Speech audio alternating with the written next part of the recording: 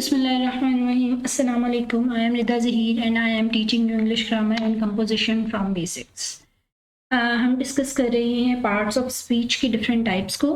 पिछली वीडियो में हमने डिस्कस किया था एडवर्ब क्या होते हैं, एडवर्ब की कौन कौन सी टाइप्स है उनको डिस्कस किया था। आज हम देखेंगे प्रपोजिशन क्या होते हैं, उसकी कुछ टाइप्स को डिस्कस करेंगे। मैं आपको पहले बता दूं कि ये लेक्चर थोड़ा सा लंबा हो जाएगा और हम इसकी सारी टाइप्स को आज डिस्कस नहीं करेंगे। नेक्स्ट कुछ वीडियोस में मैं इसकी कुछ मज़ीद टाइप्स को डिस्कस करूँगी। आज हम सिर्फ इसकी एक ही टाइप को डिस्कस करेंगे।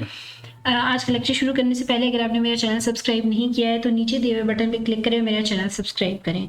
और अगर आपको मेरी वीडियोस पसंद आ रही हैं तो लाइक करें, अपने फ्रेंड्स के साथ शेयर करें। मुझे उम्मीद है कि आपको मेरा पढ़ाने का तरीका समझ में आ रहा होगा।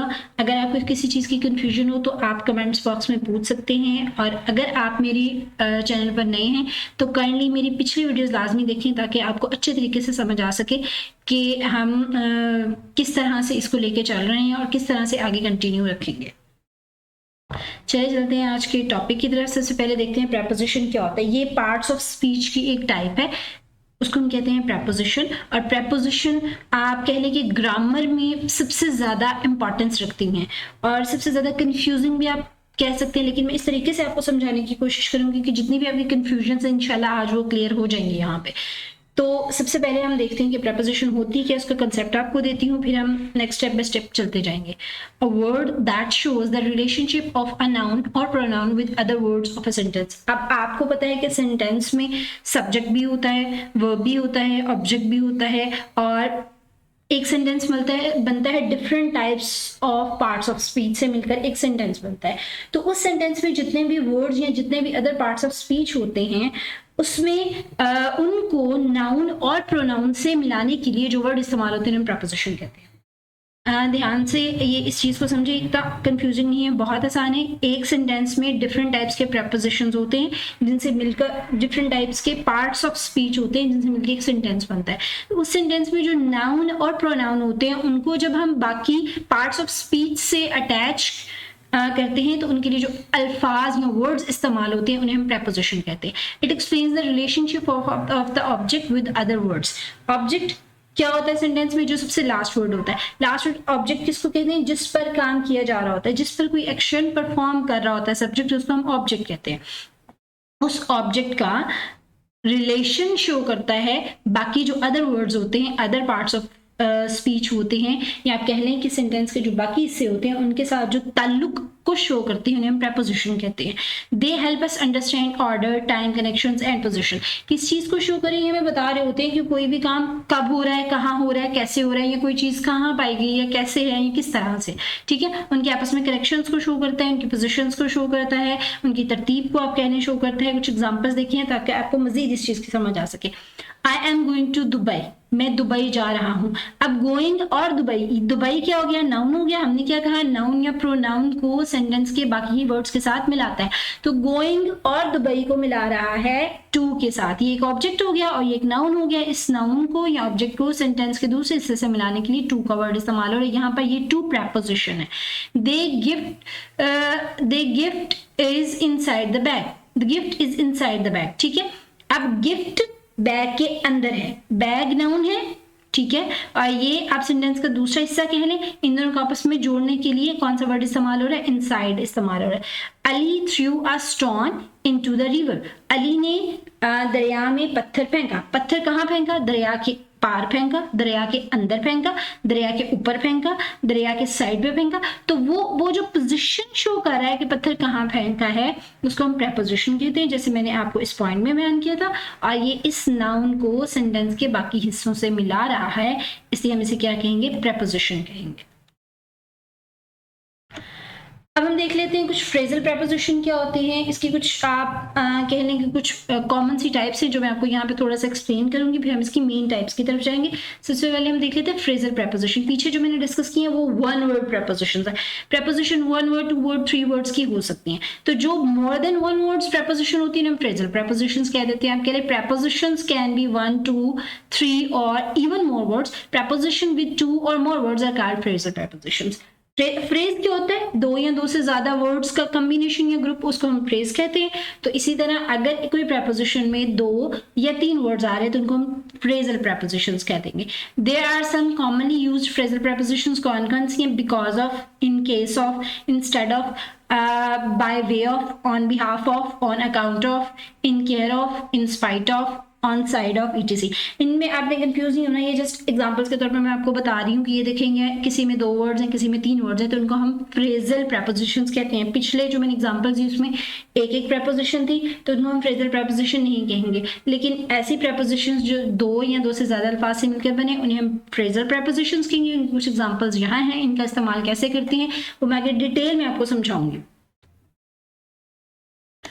डिपेंडेंट prepositions कौन सी होती हैं? Which are always used with specific verbs, nouns और adjectives। ऐसी prepositions जो specific verb के साथ इस्तेमाल होती हैं। अगर हम उसकी जगह या उस verb या उस noun या उस adjective के साथ उन prepositions के अलावा कोई preposition इस्तेमाल करेंगे तो वो हमारा concept wrong हो जाएगा। Using other prepositions instead of these lead to grammatical mistake। उसमें grammatical mistake हो सकती है। Sometimes it may change the meaning of the sentence। और कभी कभी अगर हम उसको चेंज करेंगे तो वो सेंटेंस बिल्कुल चेंज हो जाएगा।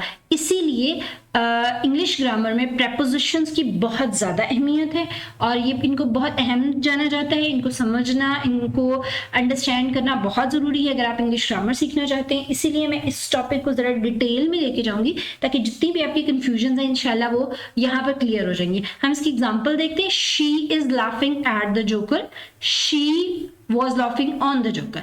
अब एक सेंटेंस है उसमें एट द जोकर भी है, ऑन द जोकर भी है, ठीक है। अब इस चीज से क्या शो हो रहा है? एट द जोकर ठीक है, ऑन द जोकर रॉन्ग है। हम एक स्पेसिफिक नाउन के साथ या आप कह लें कि एक स्पेसिफिक वर्ब के साथ एक स्पेसिफिक प्रेपोजिशन इस्तेमाल करेंगे। अगर हम लाफिंग के साथ ऑन लगाएंगे तो वो रॉन्ग कंसिडर होगा और अगर हम लाफिंग के साथ एट लगाएंगे तो वो राइट कंसिडर होगा। यानी कि स्पेसिफिक किस पर डिपेंड करते हैं? उस दिए हुए वर्ब पर डिपेंड करते हैं या दिए हुए नाउन पर डिपेंड करते हैं या दिए हुए एडजेक्टिव पे डिपेंड करते हैं। अगर इनको चेंज कर देंगे तो या मीनिंग चेंज हो सकता है या ग्रामेटिकल मिस्टेक हो सकती है। इसलिए आपने इसका बहुत ज़्यादा ध्यान रखना है। हम कुछ एग्जांपल्स देखते हैं डिपेंडेंट प्रेपोजिशंस ऑफ वर्ब कि वर्ब के साथ जो डिपेंडेंट प्रेपोजिशंस उनका इस्तेमाल किस तरह से होता है। कॉम्बिनेशन ऑफ अ वर्ब और dependent preposition is called prepositional verb. हम वर्ब की टाइप्स यहाँ डिस्कस नहीं करें, लेकिन जब हम वर्ब को और डिपेंडेंट प्रेपोजिशंस को मिला देते हैं तो उसको हम प्रेपोजिशनल वर्ब कहते हैं। ये इंफॉर्मेशन के लिए आपकी एग्जाम्पल देखते हैं। He is suffering from high fever, वो सख्त बुखार में मुब्तला है, ठीक है। अब यहाँ पर सफरिंग के साथ हमेशा फ्रॉम आएगा। सफरिंग यहाँ पे वर्ब है और सफरिंग के साथ हमेशा फ्रॉम आएगा। आई एग्री विद यू, मैं आपसे मुत्तफिक हूं, तो इस एग्री वर्ड इस वर्ब के साथ हमेशा विद आएगा। जब भी एग्री आएगा उसके साथ विद आएगा, जब भी सफरिंग आए उसके साथ फ्रॉम आएगा। He is waiting for his friends, वो अपने दोस्तों के लिए का इंतजार कर रहा है। तो यहाँ पर वेटिंग का वर्ड जब भी आएगा उसके साथ हमेशा फॉर आएगा। ये क्या चीज शो कर रही है? डिपेंडेंट प्रेपोजिशंस, यानी फिक्स या कुछ स्पेसिफिक वर्ब्स के साथ प्रेपोजिशंस जो हैं वो हमेशा एक जैसी ही आती हैं, वो चेंज नहीं की जा सकती हैं। इनको हम कहते हैं डिपेंडेंट प्रेपोजिशंस ऑफ वर्ब, जो वर्ब पे डिपेंड कर रही होती है। अब हम कुछ देखते हैं नाउन्स और एडजेक्टिव पे, उनकी एग्जांपल देखते हैं ताकि आपका कॉन्सेप्ट मजीद क्लियर हो सके। Dependent prepositions of adjective, adjective पे जो डिपेंड करती है प्रेपोजिशंस वो कौन कौन सी? I am proud of my son, मुझे अपने बेटे पर फख्र है। यहाँ पर प्राउड एडजेक्टिव है, इस प्राउड के साथ हमेशा ऑफ आएगा, प्राउड के साथ हमेशा ऑफ आएगा। I am pleased to see you, मैं आपको देखकर बहुत खुश हूं। यहाँ पर प्लीज्ड वर्ड है एडजेक्टिव और एडजेक्टिव प्लीज्ड के साथ हमेशा टू आएगा। She is interested in music, वो म्यूजिक में दिलचस्पी रखती है। She is interested for music अगर यहाँ लिखते तो वो गलत हो जाता। अब फॉर भी प्रेपोजिशन है लेकिन इंटरेस्टेड के साथ क्या आएगा? सिर्फ इन आएगा, फॉर नहीं आएगा। तो ये कुछ ऐसी एग्जांपल्स हैं प्रेपोजिशन की जो कि एडजेक्टिव्स पे डिपेंड करती हैं, स्पेसिफिक एडजेक्टिव्स पे। अब हम देखते हैं dependent prepositions for nouns. Nouns पे जो डिपेंड करती हैं उनकी कुछ एग्जांपल्स देख लेते हैं। This is the only solution, ये वाहिद हल है टू योर प्रॉब्लम, तुम्हारे मसले का। अब solution to your problem, now, और ये यहाँ पर preposition आ गई। Due to lack of this resources, they had to stop their business. Resources की कमी की वजह से उन्हें अपना बिजनेस जो है वो रोकना पड़ा, ठीक है, रोकना पड़ा था। अब लैक के साथ हमेशा ऑफ आएगा, सॉल्यूशन के साथ हमेशा टू आएगा। Eating a balance diet is की टू गुड हेल्थ। जब भी की आएगा, की का मतलब होता है आप कह लें कि अच्छी डाइट खाना जो है हमारी सेहत के लिए फायदेमंद होता है। तो यहाँ पर की का जो वर्ड की के साथ जब भी हम की का वर्ड इस्तेमाल करेंगे तो हमेशा उसके साथ टू आएगा। अब हम देखते हैं टाइप्स ऑफ प्रेपोजिशन। ये थोड़ा सा कॉन्सेप्ट था ताकि आपको चीज़ें कुछ क्लियर हो सकें। अब हम देखेंगे इसकी फर्स्ट टाइप को, जिसको हम प्रेपोजिशंस ऑफ टाइम कहते हैं। इस वीडियो में हम सिर्फ एक ही टाइप को डिस्कस करेंगे, प्रेपोजिशंस ऑफ टाइम, और इसको हम ज़रा डिटेल में डिस्कस करने की ट्राई करेंगे ताकि आपके कॉन्सेप्ट जो हैं वो क्लियर हो सकें और कोई कन्फ्यूजन ना रहे। आपने इसे ध्यान से समझना है। और ये कह लें कि थोड़ा ज़्यादा कंफ्यूजिंग है टॉपिक, तो इसकी आप जितनी ज़्यादा रीडिंग और प्रैक्टिस करेंगे या इसको पढ़ने की कोशिश करेंगे, उतना ज़्यादा आपके कॉन्सेप्ट क्लियर होंगे और उतना ज़्यादा आपको ये चीज़ें रिमाइंड रहेंगी। और ये बहुत इंपॉर्टेंट है ग्रामर के लिहाज से। मैं दोबारा ये बात कह रही हूँ कि इस पर आपने सबसे ज़्यादा फोकस करना है। अगर आपको ये क्लियर हो जाए तो आपको 50% इंग्लिश ग्रामर जो होती है उसके कॉन्सेप्ट क्लियर हो जाते हैं। तो देखते हैं हम the prepositions of time. It shows the relationship of time between the nouns to the other parts of the sentence. अब प्रेपोजिशन की डेफिनेशन जैसे कि आपको पता है कि वो किस चीज के दरमियान में ताल्लुक होता है, नाउन और अदर पार्ट ऑफ सेंटेंस। लेकिन प्रेपोजिशंस ऑफ टाइम क्या करता है, ये रिलेशनशिप बताता है टाइम का, कि सेंटेंस और नाउन के दरमियान में टाइम का कौन सा रिलेशनशिप है, यानी वक्त के लिहाज से कैसे बात हो रही है। उसके लिए कुछ जो एग्जांपल्स हैं प्रेपोजिशंस की, वो ऑन यूज होती है, एट यूज होती है, इन यूज होती है, from, to, for, since, ago, before. अच्छा, यही वर्ड जो है repeatedly other types of prepositions में भी आएंगे। आपने कंफ्यूज नहीं होना, आपने बस कंसेप्ट देखना है कि ये किस तरह से इस्तेमाल होंगी। थोड़ा सा कंफ्यूजिंग हो जाता है, लेकिन आपकी जब प्रैक्टिस हो जाएगी तो आपको ये चीज़ें आसान लगने लग जाएंगी। हम इसकी कुछ एग्जांपल्स देखते हैं। He started working at 10 AM। अब ये इस्तेमाल कहाँ पे होती है? सबसे पहली बात ये है कि ये हमेशा याद रखिएगा कि सेंटेंस के दूसरे पार्ट्स को नाउन के साथ टाइम का रिलेशन शो करने के लिए इस्तेमाल होते हैं। He started working at 10 AM। उसने काम करना शुरू किया कब?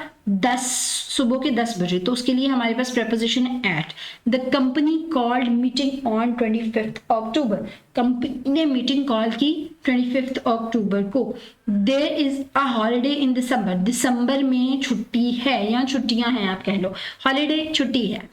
He has been ill since Monday। वो सोमवार से बीमार है।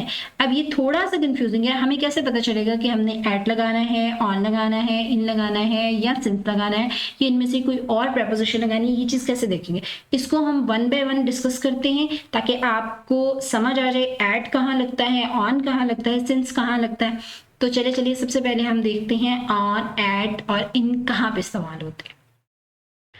हमारे पास 3 प्रेपोजिशन हैं, एट, ऑन और इन। टाइम की प्रेपोजिशंस 3 हैं, इनमें सबसे पहले हम देख लेते हैं एट कहाँ लगे। Eight always indicates an exact और स्पेसिफिक टाइम। जब हम किसी एग्जैक्ट या स्पेसिफिक टाइम का जिक्र करते हैं तो उसके साथ हमेशा एट लगता है। Like I started working at 10 AM। अब ये फिक्स टाइम की बात हो रही है, 6 PM है, 3 AM है, एक टाइम है आपके पास, कहने 12 बजे, 11 बजे, 10 बजे, 9 बजे, 8 बजे, तो उनके साथ हमेशा एट लगेगा। I started working at 10 AM। मैंने 10 बजे काम करना शुरू किया। The movie starts at 6 PM। Movie 6 बजे शुरू होती है। The shop closes at 3 AM। दुकान सुबह 3 बजे बंद होती है। अब ये फिक्स टाइम की बात हो रही है, एग्जैक्ट टाइम की बात हो रही है, स्पेसिफिक टाइम की बात हो रही है, तो उसके साथ हमेशा एट लगता है। ये बात याद रखिएगा। एक कॉन्सेप्ट तो हमारे यहाँ क्लियर हो गया। कुछ एक्सेप्शंस भी होंगे। एक्सेप्शंस का मतलब है कुछ इनके अलावा एट कहाँ लगता है वो देख लेते हैं। एक्सेप्शंस आर दैट वी से, जब हम वीकेंड की बात करते हैं, जब हम नाइट की बात करते हैं, जब हम क्रिसमस की बात करते हैं, ईस्टर, मतलब कोई इवेंट अगर आ रहा है या नाइट के साथ हमेशा लगता है, वीकेंड के तकरीबन इन वर्ड्स के साथ ज़्यादा लगता है। इसके अलावा भी कुछ हो सकते हैं, लेकिन अभी जो मेरे माइंड में था मैंने आपको बता दिया कि जो मुझे अभी याद आ रहा था, वीकेंड के साथ एट लगता है, नाइट के साथ एट लगता है, एट क्रिसमस, एट ईस्टर, ये इवेंट्स है। एट द मोमेंट जब हम लम्हे की बात करते हैं किसी, तो उसके साथ लगते हैं at that moment, at this moment, तो उसके साथ भी एट लगता है। नेक्स्ट है ऑन। ऑन किसके साथ लगता है?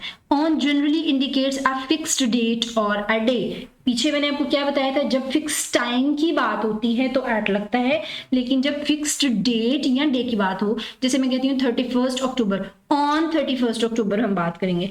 फिर अगर हम बात करें day, on Friday, on Saturday, on Sunday, तो उनके साथ ऑन लगेगा। I will see her on Friday, मैं उसको फ्राइडे को मिलूंगी। He broke a record on Monday morning. I have a meeting on 25th अक्टूबर। ठीक हो गया। जब फिक्स डेट की बात हो या फिक्स डे की बात हो तो उसके साथ ऑन लगेगा। अब हम देख लेते हैं इन कहाँ लगेगा। In generally indicates an indefinite और unspecific time of months, seasons, years और सेंचुरीज। अगर हम ड्यूरेशंस की बात करें, लेकिन किन ड्यूरेशंस की? आप यानी कुछ मंथ्स की अगर हम बात करें, कुछ सीजन्स की बात करें, किसी सीजन के अंदर, किसी सीजन के दौरान की बात करें, किसी महीने के अंदर की बात करें, मतलब हम कहेंगे दिसंबर में, इन दिसंबर, किसी ईयर की बात कर लें, किसी सदी की बात कर लें, सेंचुरी की बात कर लें, तो दौरान में किसी टाइम ड्यूरेशन की, किसी स्पेसिफिक टाइम ड्यूरेशन के दरमियान में अगर हम किसी डेट या किसी डे की बात करें जो स्पेसिफिक नहीं है तो उसके साथ हम इन लगाएंगे। I will get a holiday in December, मैं दिसंबर में छुट्टी लूंगा।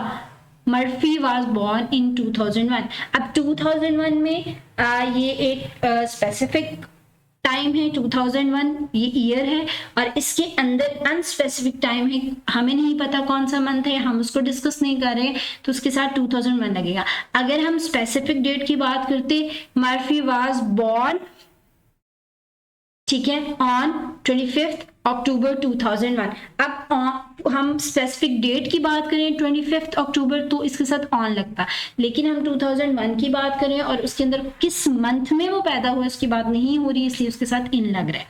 I love playing cricket in summer, मुझे गर्मियों में क्रिकेट खेलना पसंद है। तो अब गर्मियों में मंथ डिस्कस नहीं हो रहा, टाइम डिस्कस नहीं हो रहा, सिंपल एक सीजन डिस्कस हो रहा है, और उस सीजन में कोई भी वक्त हो सकता है, अनस्पेसिफिक टाइम हो सकता है, उसके साथ इन लगेगा। इसकी भी कुछ एक्सेप्शंस है, वो देख लेते हैं। Some very common exceptions are in the morning, ठीक है। अब जैसे एट इवनिंग के साथ या नाइट के साथ नाइट के साथ एट लगता है, वो एक वक्त है, एक आप कह लें कि टाइम है, उसके साथ एट लगता है। लेकिन मॉर्निंग के साथ इन लगता है, इवनिंग के साथ इन लगता है, आफ्टरनून के साथ इन लगता है। अगर हम कुछ लम्हों की, कुछ टाइम की बात करें, 5 मिनट्स के साथ इन लगता है, 6 डेज के साथ इन लगता है, 2 ईयर्स के साथ इन लगता है। मतलब अगर हम टाइम ड्यूरेशन की बात करें तो उसके साथ इन लगता है। अगर हम टाइम ड्यूरेशन की बात करें, कुछ टाइम की ड्यूरेशन की बात कर लें, कुछ मिनट्स की बात कर लें, कुछ दिन की बात कर लें, कुछ सालों की बात कर लें, उसके साथ इन लगेगा। या सिर्फ नाइट के अलावा बाकी जो टाइम्स होते हैं, आफ्टरनून होता है, इवनिंग होता है, मॉर्निंग होता है, इन सब के साथ इन लगता है। सिर्फ नाइट के साथ एट लगेगा। इसको आपने याद रखना, एक्सेप्शंस को लाजमी याद रखिएगा। ये हर चीज में कहीं ना कहीं कुछ ना कुछ एक्सेप्शन होती है, आपने कंफ्यूज नहीं होना, आपने उस चीज को याद रखना है, और याद होगा आपको ज्यादा से ज्यादा प्रैक्टिस करने से। अब हम मजीद कुछ प्रपोजिशंस ऑफ टाइम देख लेते हैं, वो है from, to, until, since, for. हम देख लेते हैं ये किस तरह से इस्तेमाल होते हैं। फ्रॉम टू, उसके नेम से ही शो हो रहा है, indicates a fix time span with the beginning and the ending. जिसके शुरू होने का और एंड होने का वक्त हमें मालूम हो, उसके साथ हम फ्रॉम टू लगाएंगे। ये तो बहुत इजी है, ज्यादा टफ नहीं है, उसके नेम से ही शो हो रही है। I worked there from 2010 to 2017।